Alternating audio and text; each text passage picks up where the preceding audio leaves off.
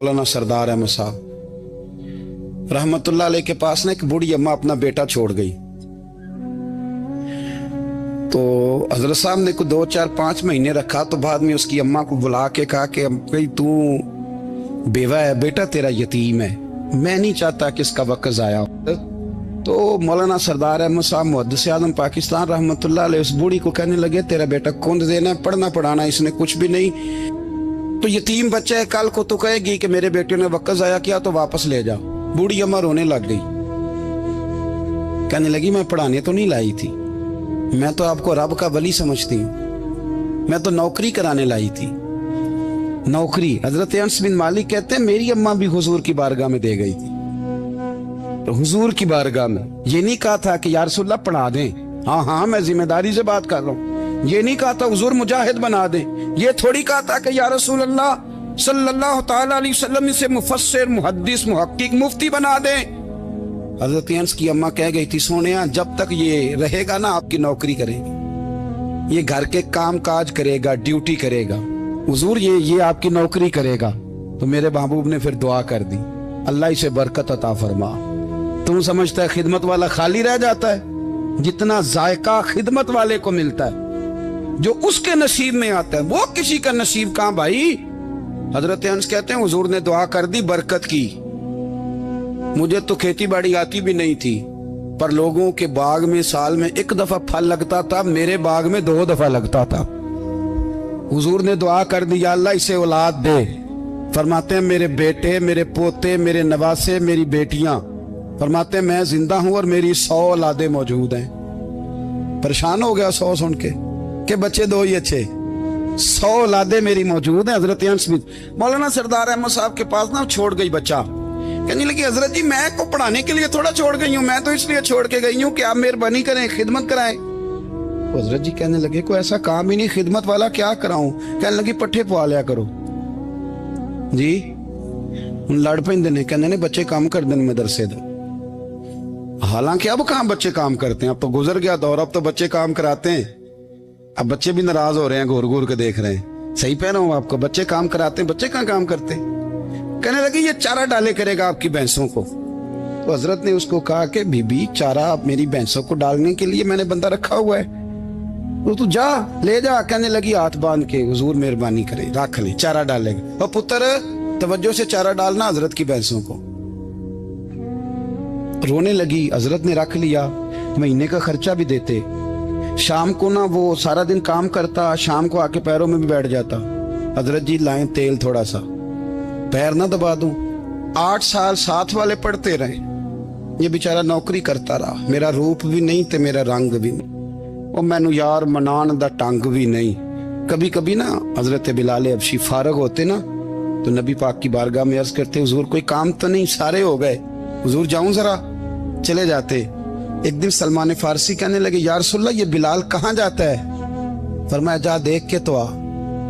हजरत सलमान वापस आए तो आके रोने लगे, कहने लगे सोनिया जब यहाँ से जाता है ना तो जाके सैयदा फातिमा की चक्की पीसनी शुरू कर देता, बीबी साहबा के काम करने लगता है, घर में जाके असनैन की ड्यूटी करता है, वहां भी काम यहाँ भी काम।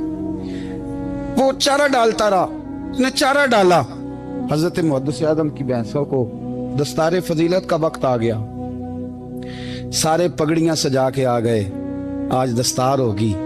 ये ना पीछे होके बैठ गया, चूंकि पढ़ा ही नहीं था तो दस्तार का है कि दस्तार तो उसकी जो पढ़ेगा, हमने तो पढ़ा ही नहीं, हमने तो यार पढ़ा, घर पढ़ा, ड्यूटी करी। हजरत मुहद्दिस आज़म रहमतुल्लाह अलैह के यहाँ जब ऐलान होने लगा ना कि अब दस्तार होगी, तो हजरत ने पहला ऐलान उसका फरमाया। तो मजान वाला बंदा कपड़े भी कदी कदी बदल देना, वो कहता है जिस हाल में भी था मैं पलट के देखने लगा कि पड़ा पड़ा है तो है, कोई शय नहीं, ये माजरा क्या है। पीछे से उठ के आए तो कहते हैं बाकियों की दस्तार किसी आलिम ने की, किसी सूफी ने की, लेकिन ये भैंसों को चारा डालने वाला जब आया तो मुहद्दिस आज़म ने फरमाया पगड़ी के बाल को कोई हाथ ना लगाए, ये सारी दस्तार मैंने करनी है। और फरमाते हैं हजरत बाल भी देते जाते थे और आंसू भी बहाते जाते थे, माथा भी चूमते थे, और फरमाते थे दस्तार के बाद चला तो नहीं जाएगा यार, मुझे तो इबादत भी नहीं रह गई, मुझे तो चाबियों को भी नहीं पता कौन सी कहाँ रहती है, जाएगा तो नहीं तू। तो रो पड़ा, कहने लगा सोने जाए तो वो जिसके पल्ले कोई शय हो, आता जाता तो है कुछ नहीं, मुझे किसने रखना है, मैंने कहाँ जाना है, इधर कहा तो इधर ही रहूंगा। वो उस तालिब इल्म के सारे उस्ताद भाई कहते हैं उसने दस्तार कराई, पढ़ा पढ़ाया कुछ नहीं, पर जो मसला अड़ जाता था ना, वो जो अड़ जाता था ना, वो जाके उससे पूछते थे तो किताबें खोलने की जरूरत नहीं पड़ती थी। मौलाना अमजद अली साहब आजमी रहमतुल्लाह अलैह फरमाते हैं, यकदम आला हजरत का दरवाजा खुला, ये भी मेरे आला हजरत की जिंदगी है, इसे भी देख, यकदम दरवाजा खुला तो बूढ़े इमाम के पैरों में जूता कोई नहीं, और आला हजरत सर पट दौड़े। मैं करीब गया, मैंने कहा हुजूर मैं सदके जाऊं, कहां जा रहे हो? कहने लगे किसी ने बताया मेरा मुर्शद का बेटा रेलवे स्टेशन से गुजरने वाला है, अमजद अली देर न कर यार, कहीं शहजादा नाराज ना हो जाए, मेरे मुर्शद का बेटा, मेरे शेख का पोता, यार जरा जल्दी कर। कहते हैं आला हजरत दौड़े रेलवे स्टेशन पे, उन्हें अगर फतवे लिखने आते थे किल के रजा है खंजरे खूंखार बरकबार, तो वो ये भी कहा करते थे कैसे आकाओं का बंदा हूं रजा, बोल बाले मेरी सरकारों के तोड़े गए रेलवे स्टेशन पे। और बूढ़े शेख सदरुल शरिया कहते हैं मैंने कहा हुजूर मैं ना चला जाऊं? कहने लगे ना पुत्र, मैंने बड़ा नमक खाया उस घर का, मैंने बड़ी नौकरी करी है, मेरी अपनी ड्यूटी है, तुम्हारी तो नहीं ना। मेरे शेख फरमाते रेलवे स्टेशन पे हजरत खड़े हैं तो एक मुसाफिर उतरता, उसके करीब जाते अदब से सलाम लेते तो कहते मारेरा शरीफ से तो नहीं कोई आया? कहते वो मुसाफिर गुजर जाता, दूसरा आता तो फिर करीब जाते, कहते ओ उसके आस्थाने से तो नहीं आए, उधर से तो नहीं कोई आया। कहते सारे गुजर गए, जिन मुसाफिरों ने उतरना था उतर गए, ट्रेन चल पड़ी। तो मैंने कहा हुजूर किसी ने आपको गलत इत्तला दी थी, शहजादे तो आए नहीं।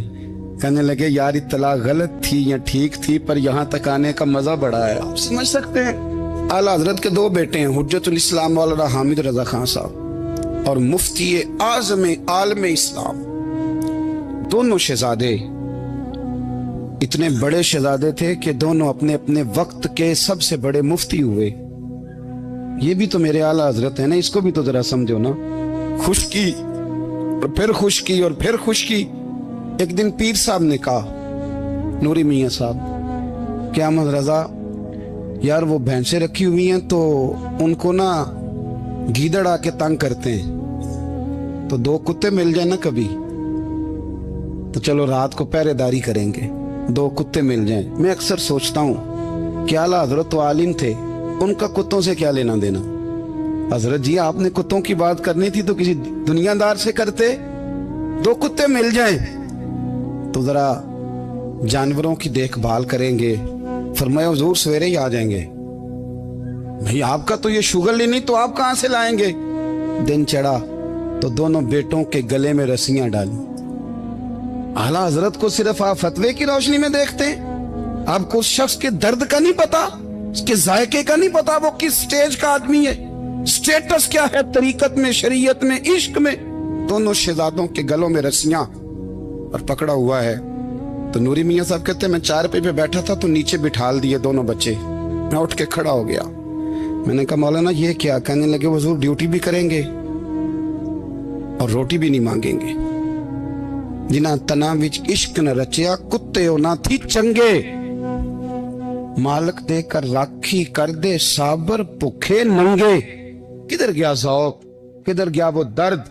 और फिर जब बारी आई रसूलुल्लाह के प्यार की, जब बारी आई नबी पाक की मोहब्बत की, तो फिर फाजिल बरेलवी का कद अगर लिखने में कमाल है ना, तो महबूब के प्यार करने में भी कमाल।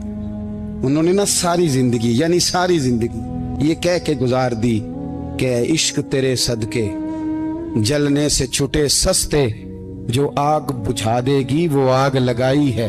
एक सैयद साहब थे, मकान बन रहा था आला हजरत का, तो सामने ना बिल्कुल लाइब्रेरी थी। तो جب مکان بن رہا ہوتا ہے تو تب سارے مستری مزدور اندر ہی ہوتے ہیں، تو سب کا آنا جانا تھا، سب لوگ آتے جاتے تھے بلا جھجک۔ تو وہ سید صاحب بھی ایک دن آ گئے، سامنے لائبریری میں ملے، پھر چلے گئے۔ کچھ دنوں کے بعد گھر مکمل ہو گیا، اب عورتیں بھی آ گئیں، تو شاہ جی کو پتہ نہیں تھا۔ وہ پرانا ہی ماحول سمجھ کے نا، مولانا ظفر الدین بہاری کہتے ہیں پرانا ہی ماحول سمجھ کے تو اندر آ گئے، اور جیسے ہی اندر داخل ہوئے سامنے گھر کی عورتیں دیکھی تو شاہ جی معذرت معذرت معذرت کرتے پریشان ہو گئے، اور پھر جب دوبارہ پلٹنے لگے تو اعلیٰ حضرت دوڑ کے گئے، ہاتھ چومے، کہنے لگے شاہ جی آپ کو تو پتہ نہیں تھا، اور آپ مہربانی کریں یہ معذرت والا لفظ واپس لیں، یہ میرے گھر کی عورتیں نہیں، یہ تو سیدوں کی باندیاں ہیں، یہ تو نوکرانی ہیں، آپ مہربانی کریں، یہ انداز آپ کا جو ہے یہ درست نہیں، آپ مہربانی فرمائیں اندر آئیں۔ اور پھر سارے خاندان کو لے کے پردے کے پیچھے کھڑا کیا اور کہنے لگے شاہ جی کو غلطی لگ گئی، انہوں نے ہم سے معذرت کی، اب ہم سارے مل کے ان سے معذرت کریں، اس لیے کہ یہ رسول اللہ کا خاندان۔ یار تھوڑا بہت دو چار لفظ جس بندے کو آ جائے نا، دو چار لفظ، میں ذاتی طور پہ نا آپ کو پتہ ہے میں تو نعت خانوں سے تو ہماری بنتی نہیں، بہت سارے نعت خان تو ہمیں ویسے ہی نہیں، میں کہتا ہوں نعت آنے دے جانے کا نام نہیں، نعت تو کلام کا نام ہے، کسی بزرگ کی بات پڑھو، کوئی مطلب اس میں کوئی ذوق ہو، کوئی درد ہو، یہ کیا بات ہوئی جو آج کل کام شروع ہے۔ لیکن آپ کو پتہ ہے ہم نعت خان کی بھی عزت کرتے ہیں، میں جس نعت خان سے نعت سنتا ہوں میں دل کی قلب کی گہرائی سے اس کا حیا کرتا ہوں، میں اکرام کرتا ہوں، اللہ جان میں اعزاز دیتا ہوں، اس لیے کہ میں سمجھتا ہوں یہ جب بولتا ہے نا تو مجھے مدینے والے کی یاد آتی، یہ نبی کریم کی یاد دلاتا ہے، تو اس کا احساس ہے۔ اعلیٰ حضرت فاضل بریلوی رحمت اللہ تعالی علیہ نے نبی کریم سے محبت کی، اور حضور سید عالم صلی اللہ علیہ وسلم سے تعلق رکھنے والی ہر شے سے محبت کی، انہوں نے اپنے ذوق کو کبھی پھیکا نہیں پڑنے دیا، ساری زندگی رسول اللہ صلی اللہ علیہ وسلم کا پیار۔ تھوڑے دو چار لفظ میری طرح کسی شخص کو آ جائیں تو وہ ادب اداب کے دائروں سے نکل جاتا ہے، وہ ہر چیز کو کلو کال کے ذائقے میں رکھتا ہے، اس لیے ملا رومی فرمایا کرتے تھے سیٹھ آدمی ہونا جیب میں پیسے ہوں تو اس کا پیر کوئی نہیں ہوتا، اگر کوئی عہدہ مل جائے، بندہ کسی درجے پہ پہنچ جائے تو اس بندے کا بھی مرشد ہے، اور اگر چار لفظ پڑھ جائے تو اکثر میری طرح کے بندے خلیفے ہوتے ہیں، مرید نہیں ہوتے۔ ناراض تو نہیں ہو گئے آپ لوگ؟ میری طرح کے لوگ نا خلیفے ہوتے ہیں، بتاتے ہیں 14 جگہ کا خلیفہ ہوں تو سوال یہ ہے کہ غلام کس کا ہے؟ میری خلافت او خدا کے بندے، غلامی اصل چیز ہے۔ اعلیٰ حضرت فاضل بریلوی رحمت اللہ تعالی علیہ نا لوگوں سے پوچھتے، جب کوئی مدینے سے آتا، مکے سے آتا، حج کر کے آتا تو پوچھتے مدینے گئے تھے؟ صدر الشریعہ رحمت اللہ علیہ فرماتے ہیں کسی نے کان میں آ کے کہا حضور وہ موچی حج کر کے آیا، پکی بات ہے؟ حضور ہاں، فرمایا چلو چلیں۔ حضرت جی وہ لکھنا نہیں، تو میں آ کے دیکھتے ہیں۔ حضرت مہمان اوے آ کے دیکھتے ہیں، کہتے دوڑنے لگے، وہ جوتے گانٹ رہا تھا، جا کے پوچھا حج کر کے آئے ہو؟ کہا ہاں، مدینہ شریف گئے تھے۔ وہ جس بندے کے پاس لوگ تاریخیں لینے جائیں تو ٹائم نہ ملے، بھائی آج مدینے گئے تھے؟